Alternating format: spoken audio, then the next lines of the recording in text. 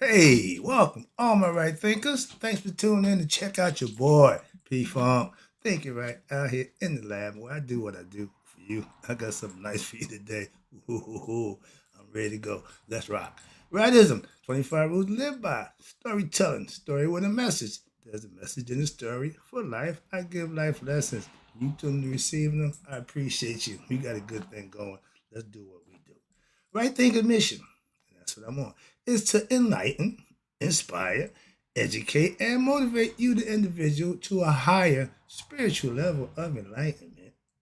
Right thinkers way of life through mental and spiritual discipline practice daily will help and guide you to obtain your goal of spiritual enlightenment, aka know thyself. My mission is that all right thinkers know thyself. Right thinkers, your goal is to know thyself. So you see where I'm going with this? So I asked the question, do you know you? My job is to get you that affirmative when somebody do ask you. So again, if you don't know, it's rhetorical. But if you don't know, tune in. I can help you with that. That's what I do for you. Oh yeah. Oh, brain free. Sorry about that. A person who knows and knows not that they know, person who knows not and knows not that they know not is foolish. Disregard them. A person who knows not and knows that they know not. It's simple, but you can teach them. That's why I do what I do for you. Appreciate you too. Stay tuned. I got more for you. A person who knows not and believe and think that they know is dangerous, avoid them. I do. A person who knows and knows not that they know is spiritually asleep. I can awaken them. I'm the spiritual alarm clock here to wake you up with knowledge of self. That's what I do for you. A person who knows and knows that they know is wise. Follow them. All these persons reside in you. Right thinkers, know thyself at always. To my yacht, be true. Right thinkers. I'm teaching now, so the class is in session. Let's talk about to know God, you have to become God. AKA, that's the definition of knowing thyself. But the title was going to be what it means to know thyself, AKA God. Then I tossed around the eye of Ra. That's part of this lesson. So let's start with God making his proclamation to let you know who and what he is. Again, I'm going to give it to you, and then we're going to go into, hopefully, the eye of Ra. Break that down for you. So let's go. The following section came from the book of Coming Forth by Day. It's a proclamation or a conversation that God let you know who and what he's about. Okay? It says, I am the supreme divinity, excuse me, meaning I am God. That's what y'all say, I am that I am. This is the original. Okay, just saying. From the book of Coming Forth by Day, our ancient ancestors out of Egypt. I am the supreme deity. Soul is of heaven. I mean, I gave it to you. And the earth, excuse me, the body belongs to the earth. It stays there. So I'm not going to be swayed by having you tell me the body is up in heaven with God. Not working. Trust me. So let's move on. But these are the concepts that we have from our ancient ancestors. Ain't nothing spooky about this. My mind is pure of thought. So my soul and my life force are all pure. First letter of my name is P. That stands for pure, untarnished, unblemished, clean, untouched, virgin style. Okay, that's the purest you're going to get. Next one is behold. Understand this. I am the heir of eternity. I am everlastingness. And I give what I have to thee. It gets better.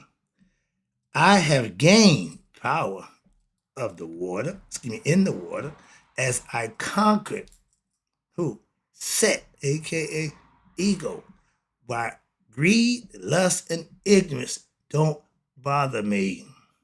When you get better, that's what you avoid. Those characteristics, those are Satanian characteristics. God don't have them. I know my heart Why? Because I have gained power over my heart by what? Being righteous, virtuous, and speaking Makadu from the heart. All these qualities is divine. All these qualities is the philosophical concepts of Mayat. I know my heart. Last one. Nope, next to last. Sorry. The power is where? Within me. To what? Open all doors. Where? In heaven as well on earth. In the flesh, we do it on earth. When we do it right here, we open the doors to heaven. That's how you get there conceptually. Last one. I am a spirit with my soul.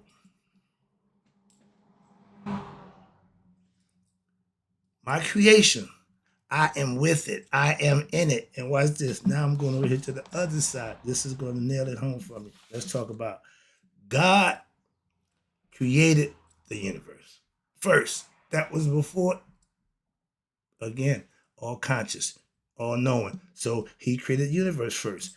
And then time and space. And he gives, here you go, just to point like he gives himself to them. Why? In order that life may exist. Without him, nothing's happening. Get the concept? We knew that a long time ago. Moving on. Not long ago, but at every moment, creation is a continuous process that goes on at every moment due to what? The energy provided by who? God. The reason why everything is because of him, and he's in everything. You get the concept? Sorry about that. Good little testy. But let's go. God, however, God is above what? Any and all of his creation or the energy. He's sitting atop of all. That's why he called him most high. You don't get no higher than him. And he is what? Unchanged. Meaning, I'm going to multiply. I went from one, I became three. Now he's multiplied into millions, headed to the billions, and he ain't gained nothing and he haven't lost nothing. That's the power of God. However, he's unchanged, he's ever full, he's beyond either existence or non-existence. Why? He's God, and he's both, neither, he's both and neither at the same time. He's before existence and he's the cause of existence. Netter. I just gave that lesson prior. That's why I'm sticking with this God concept. Hope you're following on. You'll see where we're going. Okay? Watch this. Now, where we at? Okay. Images in our imagination, which he gave us the brain to do, are what? Our tools to what? Help us understand the wonder and the majesty of that which is God. But only God knows God in what? In God's true essence. Put a pin right there. I just title. In order to know God, you have to become God-like in the flesh, meaning becoming conscious. You can procreate with a female. You can bring your thoughts to reality. All those qualities is from God. But when you start doing things that the flesh dictates and your desires dictate, your lower nature, that's when you become devilish. Understand that it's a simple concept. So I know right from wrong. We all do. The challenge is to do more right than wrong. We're going to do some wrong. They give you that. Okay, yeah, but once, yeah, after that, it becomes a habit. We don't do that. So a mistake is a mistake. More than once, then that's a habit. So understand that we're not perfect, but we strive to be what? Our best self. That means you giving your best effort. I'm going to do the right thing. Simple as that. And when I don't, I'm doing what I want to do. So that's a decision everybody had to make for themselves. And guess what? Continues all day long. It don't stop. It don't stop. You see, even Ra got to do what he got to do. Moving on to get done for you, which is to shine and nourish the earth. That's his job. Moving on. Where we at? Where we at? Now, invoking the images. Now, so therefore, knowing thyself is the goal for every human being that comes here in the flesh to learn lesson in life. All this other stuff is fanfare. Okay, that ain't going nowhere with you. To get to the eye of the needle, You got to divest yourself of all your worldly possessions. Well, that's why a rich man won't do that. Why? He thinks everything's in his riches. That's just possessions. But to get the way you want to go, you got to divest yourself of that. Some people won't do that. That's the concept. Moving on. That's the idea of being more intellectually and spiritual. Therefore, in order, watch this, in order to see God, and that's why I says, no mortal man has seen me. Why? Because of your ignorance of himself. You can only see me once you have knowledge of self. That's why. In order to see God in God's essence, which is in you, the mirror, I just showed you how the spirit and soul look at each other. In order for that to happen, what happens? One must ascend. You see me doing this? Wings. That means the spirit has wings. The four-legged animal won't leave earth. You're earthbound. This is hell. The devil can't go. He got to stay here. So he want everybody, misery, love, company. So the devil just want everybody to stay right here. Now don't worry about getting light. Don't worry about serving God. Just serve yourself. Do what you must. Why? That's the guaranteed reincarnation deal. You are guaranteed a trip back to what we call the matrix. Moving on. I lost my train of thought. Where am I down here? Oh man. Okay. In order to see God's essence, we must ascend. Okay. To what? To our godly nature. Of who? Haru. The spirit in you wants to be its best self. In order for that to happen, you have to put forth the work. Or you got Aset by developing their qualities. Remember, Haru being your best self. Okay, challenging your ego self. That's your job as a warrior within yourself, for yourself. Aset is intuitive knowledge. Once you gain and understand knowledge, it will come to you intuitively. Watch this. When you fulfill those qualities within yourself, in essence, what's happening?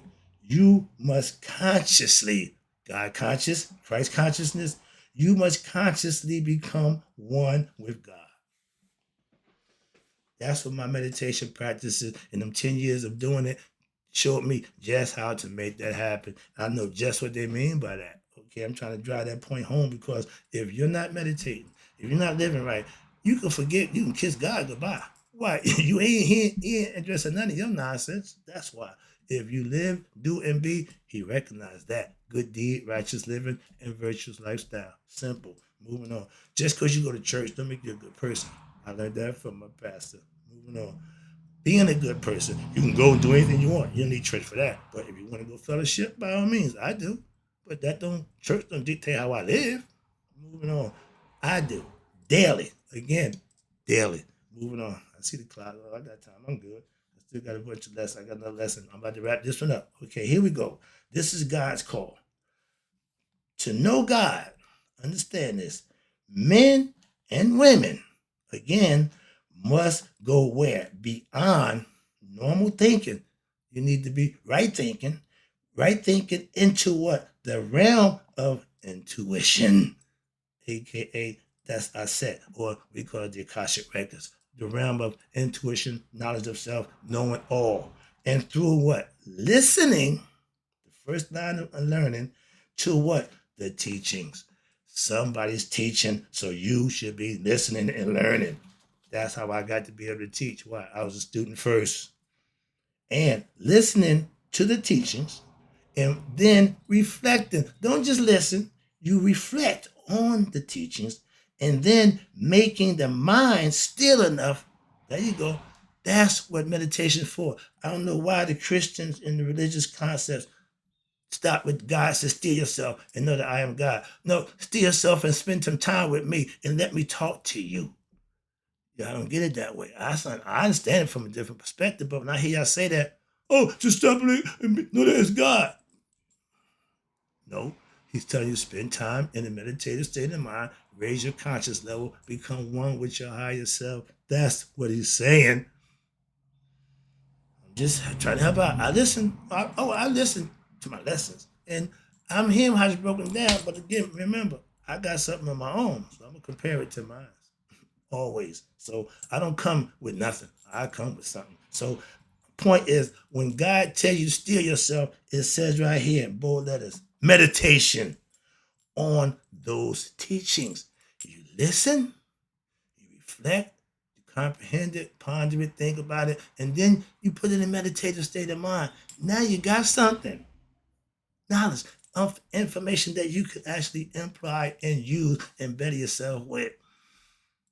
That's their lesson. So I hope I got it across. We understand it. I'm about to jump into now what we call the eye of Ra, the eye of Haru. I got some pictures to show you on the next page. Okay. Oh yeah, we're gonna do the eye thing. Okay. I ain't got none of my eye stuff on. Okay, I ain't walking my kid. But we about to get into the eye. Okay. The eye of Ra and the eye of Haru. Then I'm gonna do the eye of Krishna and the eye of Buddha. Everybody got that. Okay. But the third eye is the one that we're gonna talk about. That's the eye of Ra. Let's go. So the eye of Ra, or the Uraeus. Remember the story when he sent the eye out to come to find Tough Newt and Shu? When they came back, he had replaced the eye, and the eye was not pleased.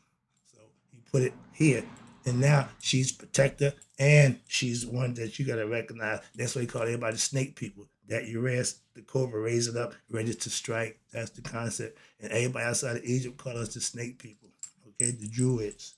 Moving on. But watch this. But the Uraeus, that's the disc with the serpent around protecting it. Okay, God, he's the protector of God. He represents what? The life force, the power of what? The spirit, which animates matter. We just told you about God. That's what God is. They knew that. They understood it. They tried to put it in mythological and symbolical form so that you can understand it and manifest it for yourself. And God told me, you can't make graven images. I explained it to you for teaching purposes why they did it. They used the gift of the animal to show that they knew God's gift. Moving on. But now let's talk about the Uraeus. Okay. The Uraeus is the right eye of the fire and the wrath. We got two. One is the right. We got another one. The right eye is the daughter of Ra, the goddess you know as Hathor, who commands the destructive power of the Supreme Spirit. I tell you, hell has no fury like a woman scorned. If you piss off a female, dude, you got hell to pay. Understand that. And if you think you're going to change that, you're going to suffer the fate of everybody before you did who thought the same thing you did and found out the hard way. Don't do it. The spirit God, she had the power. And the eye of the high God, again, I told you he's considered the high God, but we see as Ra Haru. That's Ra with the Ra in the sky and Haru with the spirit. And that is the great goddess of the universe, Hathor. In her wrath, watch this, in her wrathful, terrible aspect, when she get pissed off, and she wasn't pissed off, God sent her to take care of all those unrighteous people. I was laughing. I watched my man Robin Harris, the comedian, and he said, if I was in charge, death for everything. Run the red light, death. He said, stealing, death. I won't do no more. I know you won't. But that's the whole concept. Ra didn't want anybody who wasn't worshiping him to live. How about that? That's the concept. I'm just saying. So originally, what? The eye was sent out on an errand from God. And upon her return, when she went to the eye, went and found Shu and Tough Newt first. That's her first round. She did that. And when she came back, she found that what? She was replaced. Any woman to this day don't want to be replaced. So yeah, she was upset. And what happened? She was replaced by a surrogate, meaning to step in, stand in. All right. But this was the first cause of what? The wrath of the eye of Ra, which is the eye. Since then, now the eye, listen, can never be permanently what? Or completely appeased. She's going to be forever desirous. Sound like the ego. Watch this. But the high God, Ra, used a formula to turn the eye into what? A red cobra. That's where he got his calling card from, which he strapped where? To his forehead. Instead of going in and hitting up down the forehead. And what is it for? To ward off his enemies. You know, the snake cobras, they spit venom 6 feet. So that's where that 6 feet rule comes. They bury you what? 6 feet. Moving on, all conceptually, all symbolically, but it all comes from somewhere. It didn't just pop up. Everything has a starting point. Everything has an origin. That's what whole idea is cosmogony. In cosmology, you could study the beginning of things, the origin of things, and get a better understanding. So the uraeus is there to ward off the enemies. This uraeus head ornament was also used in ancient times to what? Protect the third eye region of the head, right here. The Indians where the Bindu dot right here, but all conceptually. Why? Because the third eye is what? On the chakras, it's the sixth eye, and it's called the Ajna chakra in the Kundalini yoga system. I gave you that a while ago. I'll bring that to you. But it can be activated. How? By you ready? Meaning daily meditation. I have been a practicing yogi over 10 years now. I know how to get to God. I can guarantee you that. And meditation is the route you have to take. If you're not meditating, you're not communing with God. So all that being holy and spiritual means nothing. You have to have intellect and go inside yourself to know thyself again. And continue daily meditation on what? The area of that forehead, right up around here, third eye, right between the cerebellum, right between the two hemispheres of the brain. It is a symbol. Again, it is a symbol. Well, I'm tearing this book up, but this book getting beat up. It's getting used. See the symbol right there? You see the headdress? See the one behind that? That's when you see Ra or Haru. That's what he looks like, okay? Because of the headdress, you recognize him. Okay, you make no mistakes, all right? So that's the whole purpose of the uraeus. Where we at? Okay. Now, it is a symbol, again, of what? The life force energy, representing what? Not only the visible warmth, which is the fire from Ra, of the sun, go ahead, boy, but also the subtle energy of the life force. Okay, the Kundalini, the serpent. That's why it's not. You see me doing that because it's going up. It rises through what? Once it's coiled up 3.5 times in the sacrum, once you start living and doing it right, it's going to wake up and it wants to get up here to top to what? To enlighten you to who? Yourself. Moving on. It implies, watch this, when it animates, excuse me, when it gets to the third eye, it animates it. It implies what? That one has, you ready? Mastered and supplemented what? Your sexual energy, your lower nature. Semen retention. I got the lesson out today. Young people, let's talk about sex.